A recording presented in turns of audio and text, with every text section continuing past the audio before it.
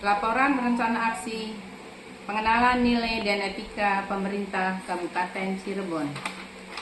Assalamualaikum warahmatullahi wabarakatuh. Perkenalkan, saya Aneri, peserta orientasi pegawai pemerintah dengan perjanjian kerja Dinas Pendidikan Kabupaten Cirebon. Saya bertugas di SMP Negeri 1 Weru. Pada kesempatan kali ini, saya akan memaparkan tentang rencana aksi P3K tentang pengenalan nilai dan etika pada instansi pemerintah Kabupaten Cirebon yang akan saya terapkan di SMP Negeri 1 Weru. Latar atur dalam Undang-Undang Nomor 20 Tahun 2023 dan PP Nomor 49 Tahun 2018. BKSDM mengadakan orientasi dari tanggal 10 Maret sampai dengan 14 April.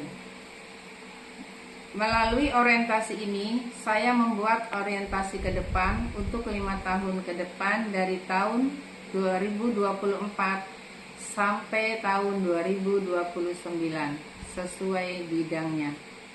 Rencana aksi ini bertujuan untuk meningkatkan kreativitas dan keterampilan siswa dalam merancang dan membuat kerajinan tangan. Dikarenakan minimnya keterampilan dasar dalam mengolah produk kerajinan dan kurang waktu dan tempat, dimulai tanggal 10 Maret sampai dengan 14 April 2025. Dengan menggunakan metode blended learning melalui Google Meet yang dibagi menjadi 13 angkatan. Saya sendiri termasuk ke dalam angkatan 11. Kemudian pengenalan nilai dan etika pemerintahan Kabupaten Cirebon. Visi misi pemerintah Kabupaten Cirebon adalah Cirebon beriman, yaitu bersih, inovatif, maju, agamis, dan amanah. Struktur organisasi adalah sebagai berikut.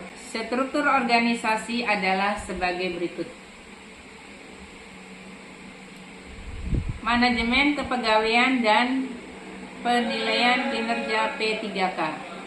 Yang pertama adalah manajemen kepegawaian P3K. Yang kedua, penilaian kinerja P3K. Yang ketiga, disiplin P3K.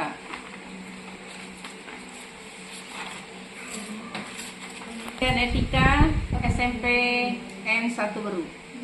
Visi dan misinya adalah mengembangkan budaya sekolah yang religius dan meningkatkan etos kerja tenaga pendidik dan kependidikan. Kemudian berikutnya rencana strategi SMP Negeri 1 Weru. Yang pertama, melaksanakan pembiasaan 3S, yaitu salam, senyum, dan sapa, dan tadarus Al-Quran. Yang kedua, menciptakan klinik baca. Dan yang ketiga, melaksanakan program Jumpa Bukur White Kopi.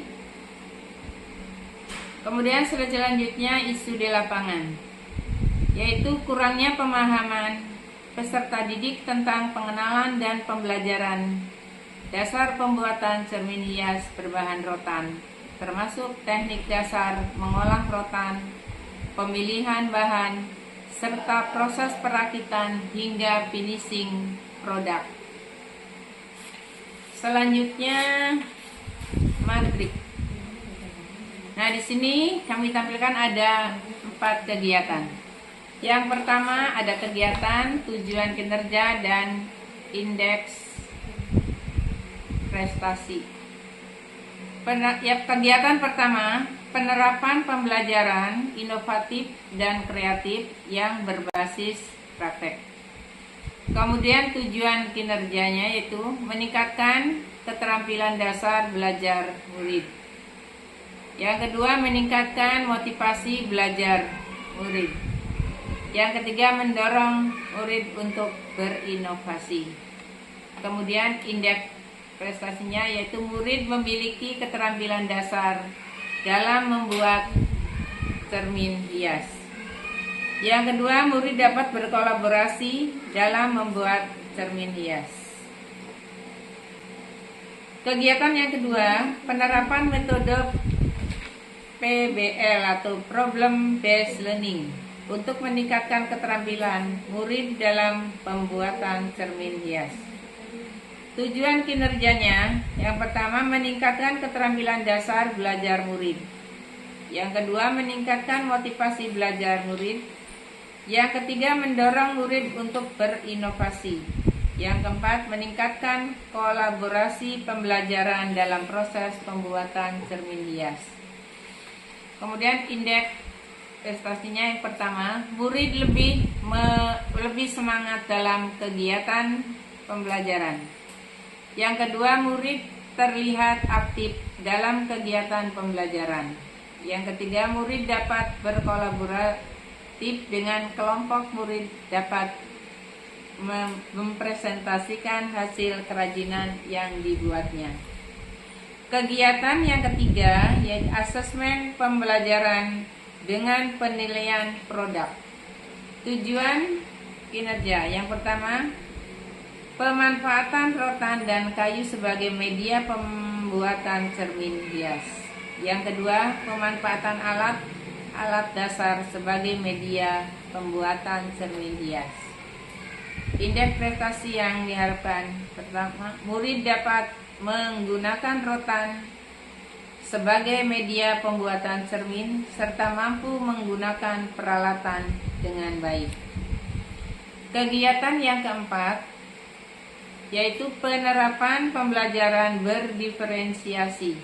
Tujuannya yaitu memenuhi kebutuhan belajar yang berbeda-beda dari setiap siswa, menggunakan bahan dan alat dalam proses pembuatan cermin hias berbahan rotan yang dapat disesuaikan dengan gaya belajar, tingkat pemahaman, dan minat murid. Indeks prestasi yang diharapkan, yang pertama, murid nyaman dalam belajar. Yang kedua, adanya peningkatan keterampilan. Yang ketiga, peningkatan minat belajar siswa. Dan yang keempat, murid bisa berkolaborasi dalam kelompok. Kemudian rencana aksi pengenalan dalam pembelajaran dasar pembuatan cermin hias berbahan rotan. Yang pertama, pengenalan materi. Menjelaskan bahan yang diperlukan untuk membuat cermin hias serta memberikan pengetahuan dasar mengenai jenis rotan yang bisa digunakan untuk kerajinan.